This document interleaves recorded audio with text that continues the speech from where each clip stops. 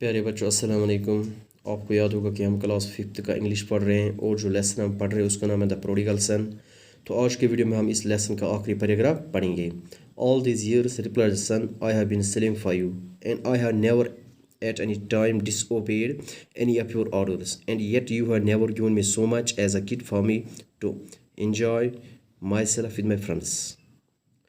इतने सालों से मैं आपके लिए काम कर रहा हूँ, यानी ये बड़ा बेटा अपने बाप से कह रहा है कि इतने सालों से मैं आपके लिए काम कर रहा हूँ, मैंने कभी भी आपके किसी भी हुक्म की नाफरमानी नहीं की है। कभी आपने मुझे आज तक बच्चा होने पर भी ना तो कभी मुझे इतना कुछ दिया कि मैं अपने आप को या अपने दोस्तों के साथ एंजॉय कर सकूं। But now that the son of yours is back, who has disturbed up your property and you have killed the fat goat for him. लेकिन जब आपका बेटा वापस आ गया है, जिसने आपकी जायदाद को तबाह किया, जिसने आपकी जायदाद को बर्बाद किया, तो आपने इसके लिए बड़ी बकरी को मार डाला।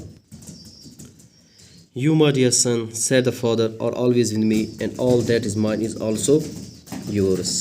We are bound to make merry and rejoice, for this brother of yours was dead and has come again and has come back to life. He was lost and has been found.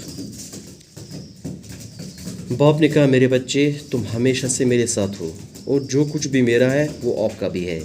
आज हम जो खुशी मना रहे हैं वो तुम्हारे इस भाई के लिए है जो मर चुका था। अब फिर दोबारा उसको एक नई ज़िंदगी मिली है, जो खो गया था और हमने उसे दोबारा पा लिया है। The father said to his older son that one should not forget to rejoice when a sinner repents and returns to God. बाप ने अपने बड़े बेटे से कहा कि जब कोई गुनाहगार तौबा करता है और खुदा की तरफ लौटता है तो खुश होना नहीं भूलना चाहिए। यानी जब ये गुनाहगार तौबा करता है और खुदा की तरफ लौटता है तो उस बात पे हमें खुश होना चाहिए। It's a moment of pleasure that your brother has realized his mistake and is seeking mercy and forgiveness. ये खुशी का लम्हा है कि आपके भाई को अपनी गलती का एहसास हो गया है और वो रहम और मग़फ़िरत की तलाश में है। Let us accept him for he wants to become a good man. आइए हम उसे कबूल करें, यानी हमें उसे अब अपनाना चाहिए क्योंकि वो एक अच्छा इंसान बनना चाहता है। God teaches us to be kind and merciful. खुदा हमें मेहरबान और रहम करने का दर्ज देता है।